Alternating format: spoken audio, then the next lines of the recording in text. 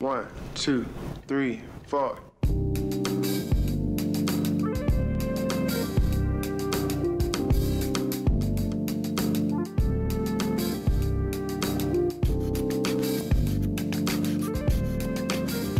right, and welcome back to It's Not a Sport, Season 3, Episode 1.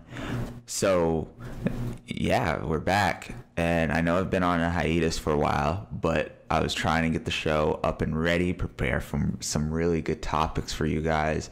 I still have been taking notes of all the news while we've been on our off season, and right now we're back and it's time to get started. So let's hop straight into it. Starting with some small bits of news that I'm just kind of gonna go over with that I think personally me it's noteworthy. First one being I like these two really good shows, actually three really good shows that are on came back on Netflix that I think you should definitely check out is Castlevania Season 3, Star Wars The Clone Wars returning on Disney Plus, and Kingdom, which is like a Korean zombie thing. It's actually pretty good.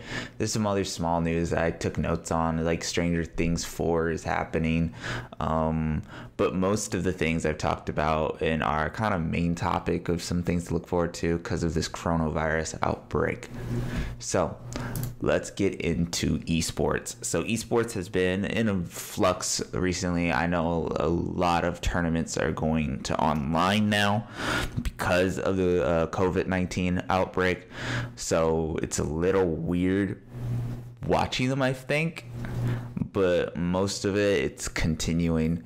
So we're gonna start like League of Legends, starting with the LPL. In first place is eStar, and then Invictus Gaming, and then Fun Plus Phoenix, and then Top Esports is fourth, followed by Royals Never Give Up is in fifth, and then tied for sixth we have Team WE, Oh My God, and JD Gaming, and then tied for ninth we have Edward Gaming and LEG Esports. 11th we have Sunning, and then Vinci Gaming is 12th. Billy B Gaming is tied for 12th as well with Rogue Warriors as well. Then in 15 LGD, then Domino's Esports, and in last place we have Victory 5. So LPL is interesting out of all the leagues because it is the Chinese league, and this is where the virus first was spotted and broke out. So I remember earlier they suspended all sports activities, at least China did, until I think April 1st, which is probably going to be even pushed more. So I believe this was also LPL, and Riot did that, but I think now they transitioned online, so these teams are playing online. Moving into LCK, we have Genji, which are in first, then T1 or SKT1, which are second, Dragon X, which is third, KT Roster fourth, Afrika Freaks, which is fifth, Damwon sixth, Hanwha Life seventh, also Sandbox Gaming in seventh, APK Prince in ninth, and Griffin is in last place. Then we move on to LEC.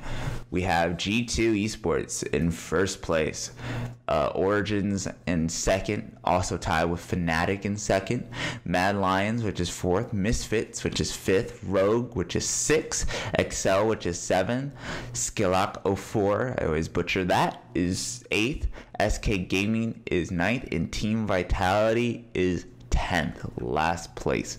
And then in LCS we have Cloud9 in first, followed by FlyQuest in second, Evil Geniuses and TSM tied for third, 100 Thieves in third as well, sixth place for Immortals, seventh for Dignitas, as well as Team Liquid, Golden Guardians, and last place being 10th is Counter Logic Gaming. Now I know for a lot of these leagues they are in playoffs or moving into playoffs. I believe this week were their games to decide whether teams would be able to go to playoffs. I believe that my favorite team, Team Liquid, did not make it, as well as I think Golden Guardians didn't make it. So it'll be interesting what happens and develops next week.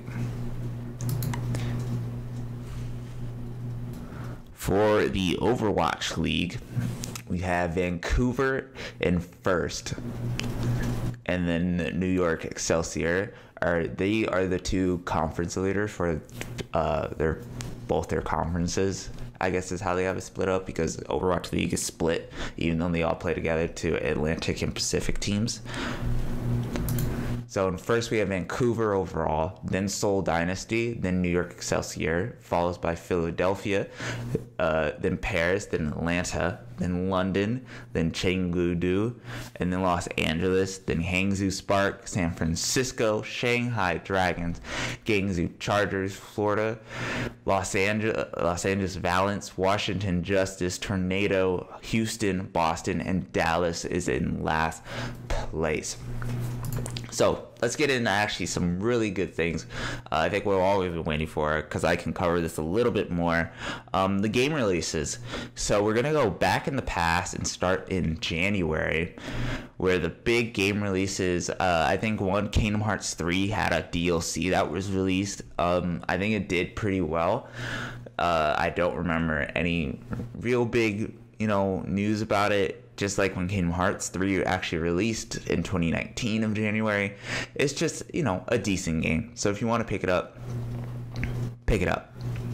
We had Dragon Ball Z Kakarot released. If you like Dragon Ball Z, that's a game for you. I'm not super into that, just because it's retelling a story that's been told already in 1,000 times, just like the Naruto games. I'd rather just watch it. It's better probably watching it for them than actually playing it. But I have been watching some of my favorite YouTubers play it, and it looks like a cool game, and it looks like a really funny game, just how kind of buggy it is. Monster Hunter World Iceborne had an expansion come out on PC. Probably the biggest release for January was Warcraft 3 Reforged, which got a lot of controversy over it coming out. A lot of people are looking forward to this remastered of Warcraft 3. Warcraft 3 was a game that sparked many other games, it being Dota 2 came out of it, which eventually birthed League of Legends and all those type of games. It's the birth of Warcraft 3, as well as I believe StarCraft. But this game had a lot of controversies over it, just because a lot of people were thinking that they're going to have new rendered cutscenes. It didn't end up having that, apparently. It was very buggy at launch. It made people force you to agree to, like, if you create any sort of mod in the game, Blizzard or Activision Blizzard owns it. So basically, another Dota couldn't be born at all. Basically, because Dota was made in the original Warcraft 3, and then somebody took it and they just made it their own. So now if you do that in Warcraft 3, Blizzard or Activision would own it. You couldn't, which, is kind of scammy, but makes sense from a business standpoint. I think it also made you force to update the client as well. So if you're also playing on the OG Warcraft 3, you had to update the client. So people were very kind of disappointed in this game. And it's sad to see that, because I think personally Blizzard does need a win after they keep getting all these fucking losses and just screwing it up. So in February, we had Life is Strange Season 2, the complete collection, Yakuza 5, Street Fighter 5 Championship Edition, Darksiders Genesis, Devil May Cry 3 Special Edition. The Kingdom Hearts DLC then came out for the Xbox One as well. Nothing truly noteworthy, so that month for February was kind of just a dead month. In March, which is the month we are currently in, we had a surprise with Call of Duty Warzone, which ended up being a huge hit in the Battle Royale scene, as any new kind of Battle kind of seems to be. We have Ori and the Will of the Wisp, which is a sequel to one of my favorite platforming games, Ori and the Blind Forest. We had Nero 2 release. We had The Division 2 come out on Stadia. We had, of course, Doom Eternal was the big release for this month, as well as Half-Life Alyx came out on PC. The VR game really there to push Valve's VR system, and it was a game that was designed to push VR. And we had Animal Crossing as well, another huge release for the Switch, which has been doing very well in this crisis of the COVID-19. Doom Eternal and Animal Crossing both sold very well, as well as Persona 5 Royals, which if you haven't played Persona 5 before, you pick up Persona 5 Royals. I've talked about Persona 5 multiple times on the show. It is a fantastic game, and Royals just only adds to the experience, supposedly. It's a little bit of a difficult purchase for me personally because I own the original Persona 5, and we all know how this industry goes with its monetization. But definitely check out Persona 5 Royals if you haven't played Persona 5 before. So we're going to get into April, and April has 2 releases that I am personally very looking forward to. They're my most anticipated games of this year. The first one being the Resident Evil 3 remake, which comes out April 3rd, basically in about a week from now. Of the time recording the show. So why I'm so excited for this game personally is because of how successful we saw Resident Evil 2 remake was. And Resident Evil 2 remake was fantastic. I absolutely fell in love with it. Just the amount of detail and atmosphere and life they just put into the game, how well it fucking looked, how well the zombie movement was, how well the story was, even when they redid it, and just how openly modded it could be, how fun the speedruns were to watch, the replayability. I've talked about Resident Evil 2 remake multiple times on this stream. So seeing Resident Evil 3 remake fills my heart with joy, as well as seeing the demo that also came out for it a couple of weeks ago, so you can even check out a demo to see if you want to pick up this game or not. Now, I have not played the demo. I've seen the demo, but I haven't played it, and it looks good. And Nemesis looks completely terrifying, even though he is kind of like Spider-Man, which is hilarious. But he is completely terrifying, more terrifying than Tyrant ever was, in my opinion. Excuse me. So that's definitely something to look forward to. The other one, of course, being I've talked about the original in the past, how it's such a good game, even though it hasn't aged well, but it has a very special place in my heart, even though I didn't even grow up on it. Final Fantasy VII Remake. The original Final Fantasy VII was I think, a masterpiece. It is what you should strive to create in game design. I can see that when they were developing that game, they really poured their hearts out, because now in a world with the internet, you have second chances with patches and updates, and you can just patch a bug out or whatever. But back then, and that game, you couldn't add content, you couldn't add DLC or anything like that. So what you shipped was your final product. And when I played Final Fantasy VII, I could tell that this was a final product and beyond, as well as just how well the story is and how well the fucking music is. There's some straight up jammers on that track. So you should definitely check that. Play the original if you have the time. I know it's on your phone, so they port it to mobile, they port it to the Switch, they port it to PlayStations on PC, so it's really easy to play. You just got to get past the aging. But seeing the remake and playing the remake makes me so happy. So the remake actually had a demo before as well, just like Final Fantasy Resident Evil 3 had a demo come out for it at its original release date, and people fell in love with it. It's actually really good. The combat's really good. The remastered tracks sound fantastic. Voice acting is good. I really like how they pushed it so you can either play it old turn-based wise, but now it's this new turn-based action combat system, different from Final Fantasy 15. I can see how Final Fantasy 15 definitely influences this game's systems. as well as I think 14 has also influenced it, just how successful Shadowbringers has been. They probably brought a lot of people who worked on Shadowbringers to this game's dev team, but I hope this one is a win for Square Enix, because I really do like Square Enix. I love what they do with Final Fantasy 14, and Shadowbringers was a huge win for them, and I hope this remake is also a win for them, and I can't wait to get my hands on it. My only concern with the remake is that how they decided to monetize it, and it really depends on how it plays when I get it and how much content is there. Now, what I just talked about with the original being a full product, the remake is not.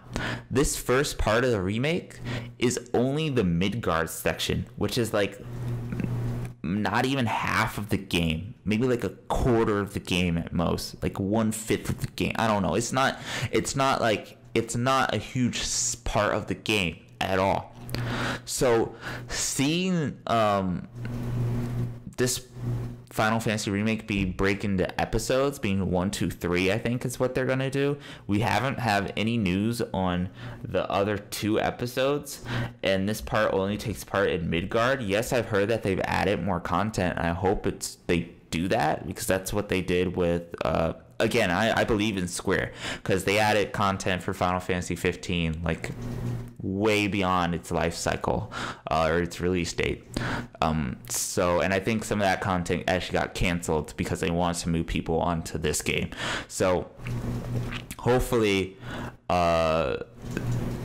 it's a sizable chunk and it is a full product, so that way they can price it at $60 this part, so when the next part comes out, they can also price that at $60. Maybe it's only 2 parts. That would make a little bit more sense, but that just scares me.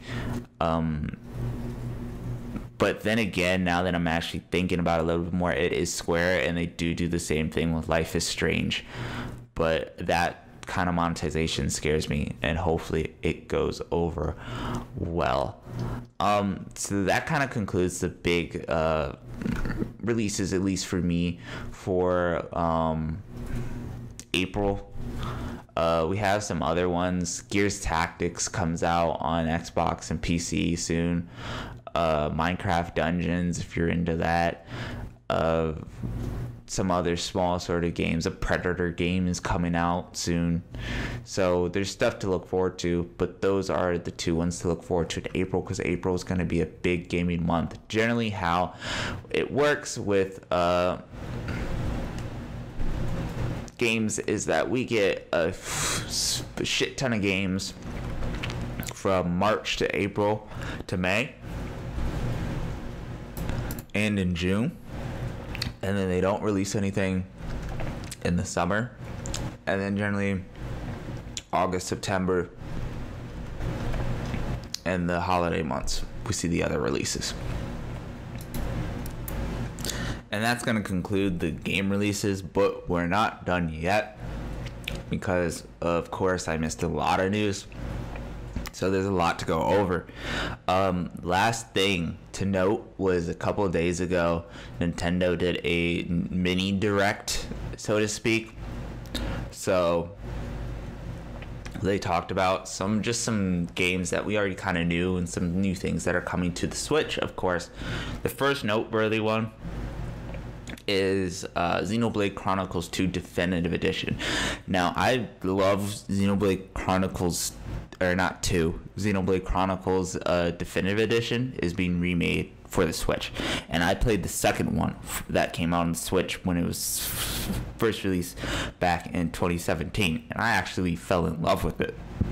And I even relented to a friend, and he played it, and he also fell in love with it. It has some really good music. I know the composer worked on the original Chrono Trigger. And the story was it was interesting. It was a little slow at first, as most JRPGs are, but it was a very interesting game and a very interesting world. And I've only heard how good the first one is just through word of mouth, because it came out on the Wii originally, and I was too young to really, be into those sort of games at the time. So I missed that chance. But now that it's being remade, I'm definitely looking forward to it. It comes out in May for the Switch. I know they're adding additional content as well, probably to cope with Xenoblade Chronicles 2 story, because I believe the games take place at the same time, just in different worlds. So it's really cool to see that coming. Three of 2K's most beloved series are coming to the Switch. Those games being BioShock the Collection, Borderlands Legacy Collection, and XCOM 2 the Collection. For BioShock the Collection, it releases May 29th. It is BioShock 1 Remastered, BioShock 2 Remastered, and BioShock Infinite, the Complete Edition. So I think that includes the DLCs as well that connect Infinite to the other BioShock games. So that's definitely cool to see. We also get Borderlands Legacy Collection, which seems to be Borderlands, the first one, Game of the Year edition, Borderlands 2, and Borderlands the pre-sequel, along with Borderlands 2, Commander Lilith, the Fight for the Sanctuary added DLC. So no Borderlands 3, but they're remaking at least the good Borderlands, minus the pre-sequel, for the Switch. That also comes out May 29th. It's up to 4 people, so that's something definitely to look forward to. And then, last but not least, we have XCOM 2 Collector's Edition, which just seems to be the XCOM 2, with its DLCs as well. So then we have Square Enix also released 4 all-new adventures in the game from Square Enix. They released Brave Exodus, I think Brave Exodus 2 is what they announced it. I know there's a demo out there for you to play, so definitely check that out. Then they're putting some tabletop games onto the Switch, which is always cool. And then last but not least, they had talked about the Sword and Shield expansion for Pokemon Sword and Shield. If you bought the expansion pass, there's gonna be like a new content island where you could like train in a dojo and get a new Pokemon and all that shit. So that's also, if you're into Pokemon, some new stuff to look forward to. I was in class and it actually surprised me how many people are into Pokemon. And that's really going to conclude the show. There's some other minor stuff that they released at the Nintendo Direct. New ARMS characters, I think, for their games ARMS. I think they talked about the new Super Smash Bros. DLC pass a little bit. Catherine Full Body is gonna come to the Switch. Some Marvel Ultimate Alliance DLC, some Animal Crossing stuff. So just some other small things, but those other stuff was the big major stuff. All right, so I know that was a lot of news. So now we're gonna move on to our show's main topic. I hope you enjoy it, and yeah, it's gonna be interesting.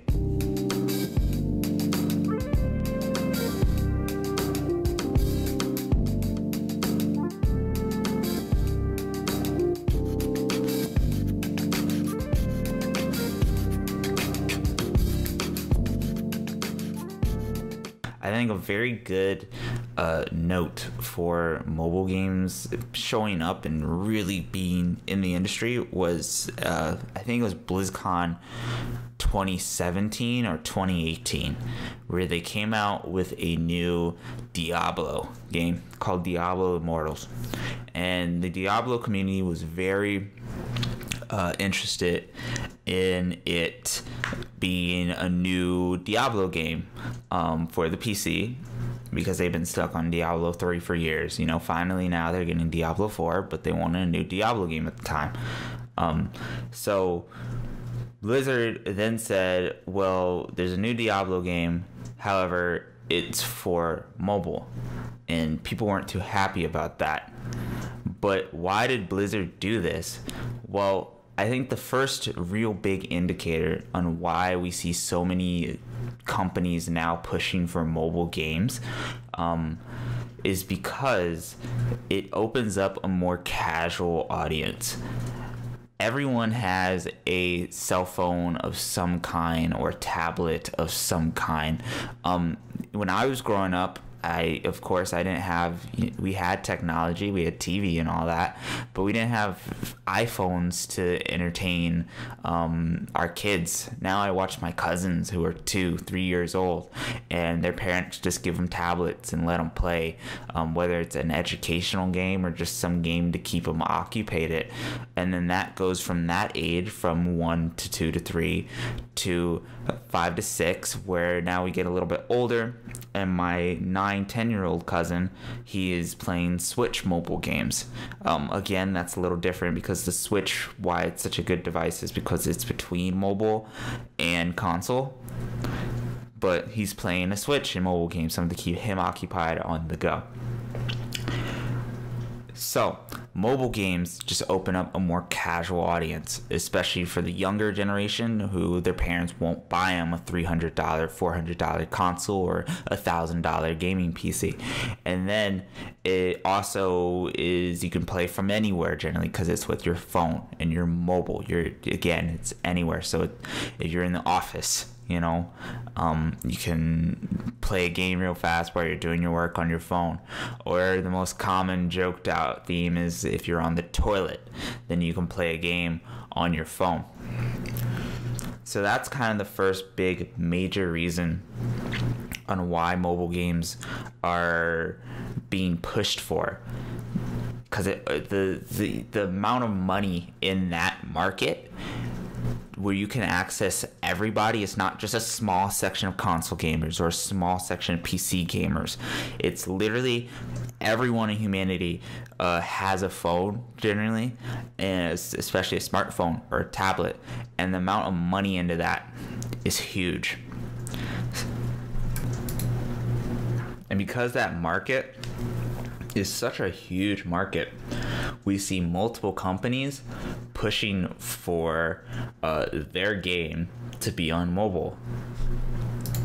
And here are some examples. So, basketball players, there's a report that I believe it was Kevin Durant, or one of them, I'm not too keen on my basketball sadly, was talking to another player on a different team and said, hey, we should play sometime. And everyone thought this meant, oh, you should play basketball because, that is their profession. Well, it turns out they wanted to play PUBG because, of course, these basketball players, traveling all the time to stadium, what are they doing in their free times on the bus? They're playing, these mobile games, especially games that are so popular that and pushed onto the phone. One of the reasons PUBG has survived so much is because it is on mobile and people can play it on their phones. The same with Fortnite. Fortnite mobile is also big, That immediately, as soon as Fortnite came out and it blew up, they pushed that shit to mobile as fast as possible. Again, my previous example of Diablo being pushed to mobile. We have games like RuneScape being pushed to mobile. Then games like Call of Duty, which was very successful when it was pushed to mobile. And with the most recent installment, League of Legends, even Riot, pushing their TFT to mobile, which just recently came out. Pushing a different League of Legends, but is a different kind of variant of it that we saw when they talked about at their 10-year anniversary, pushing that into the mobile market, as well as pushing, probably when it gets fully fleshed out, the card game Legends of Runeterra to mobile, because that is also how Hearthstone survived. Hearthstone has survived and flourished so much, I think, more than Magic has, because being a digital card game is because it was on mobile.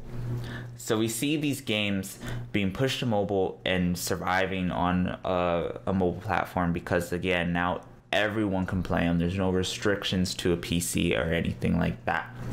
And that's kind of the crucial thing you have to get through your head, is just how it's so easy to access mobile games compared to console games.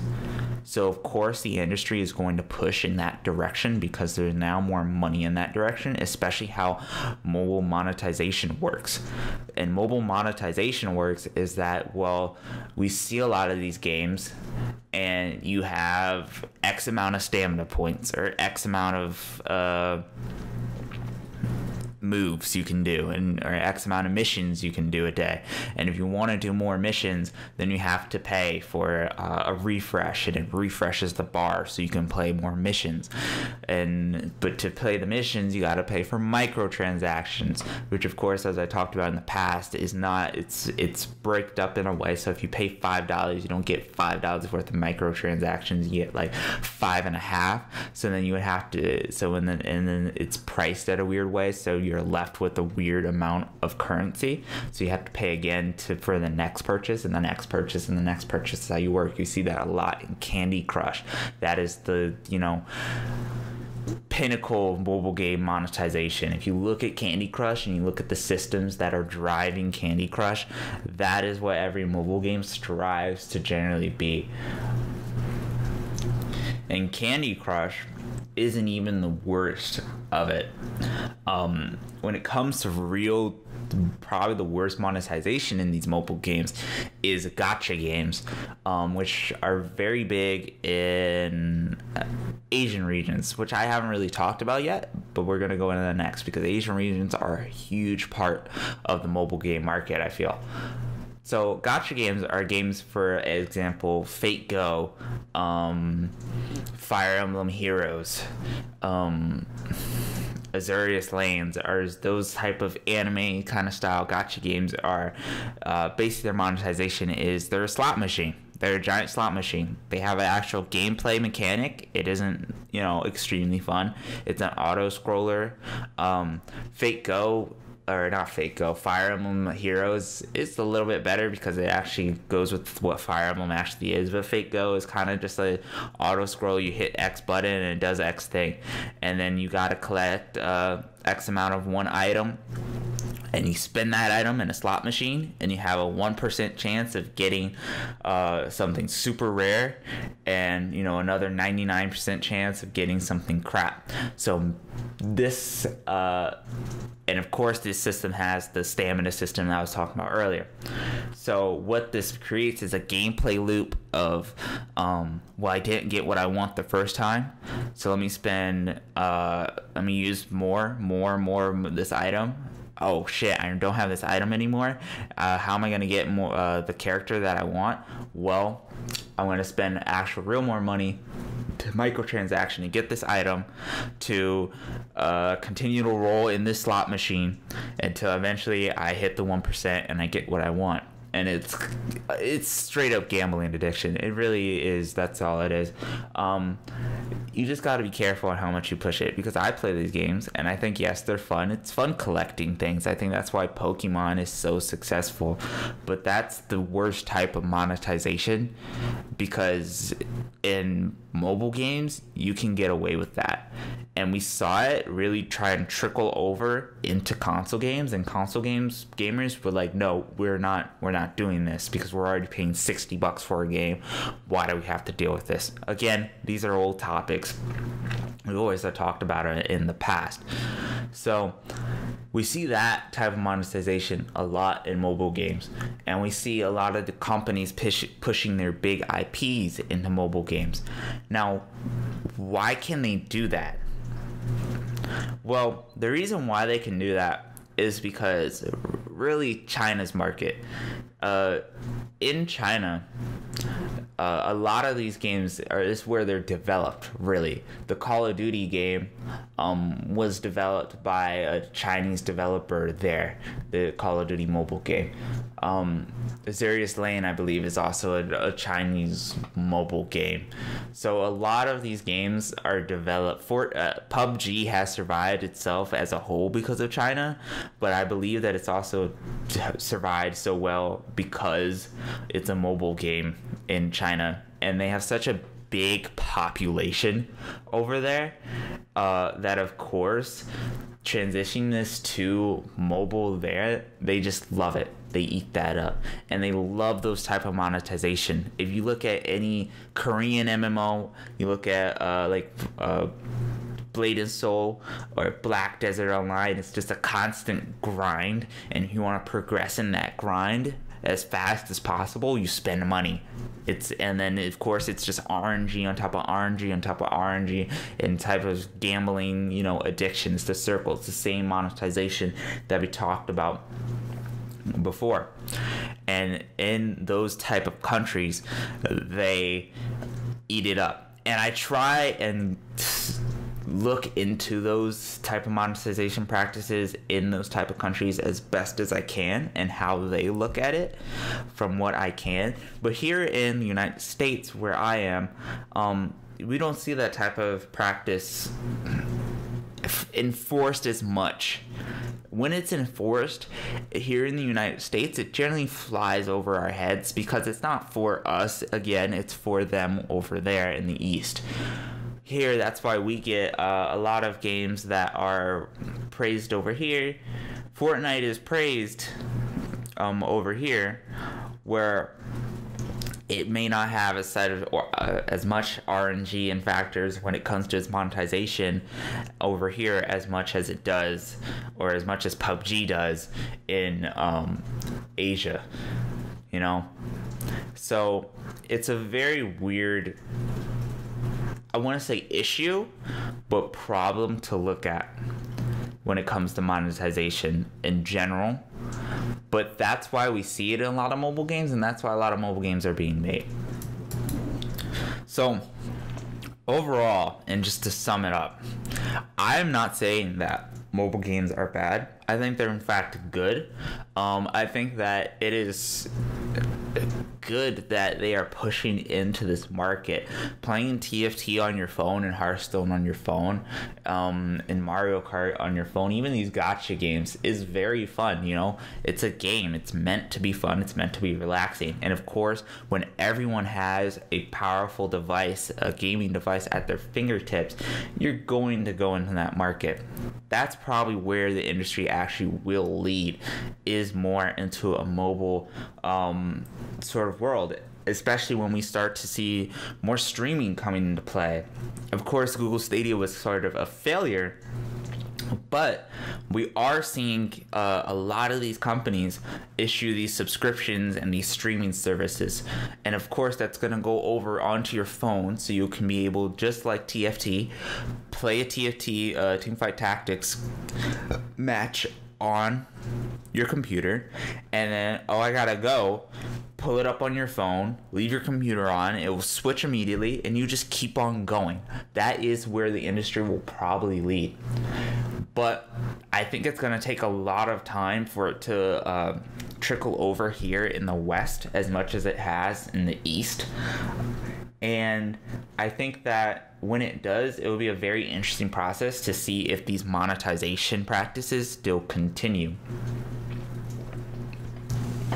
And there are some great mobile games out there. I personally don't know of any, but I know there are some personally great storytelling, wonderful mobile games. It's just like God of War when we got it.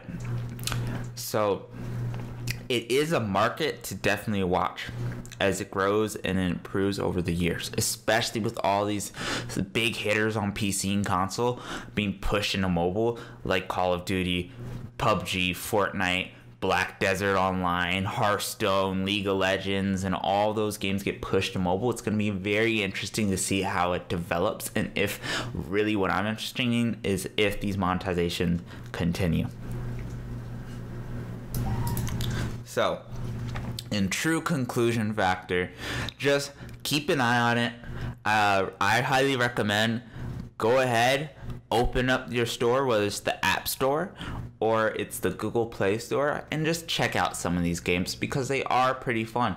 When Pokemon Go was big, I did enjoy playing it, and some people still play Pokemon Go. I enjoyed playing Clash of Clans when it was big. Clash of Clans, that company has like 3 other different big games going around right now.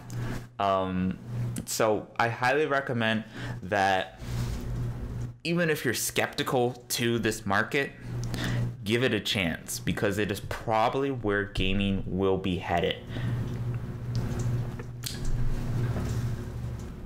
And everyone should experience at least a couple times in their life every aspect of gaming, the good, the bad, and of course the ugly.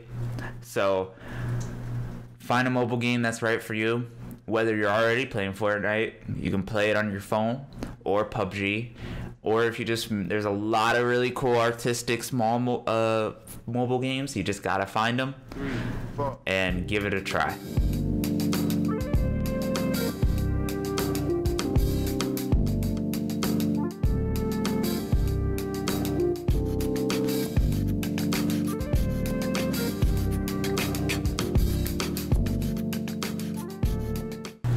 All right, and that concludes this week's episode of It's Not a Sport.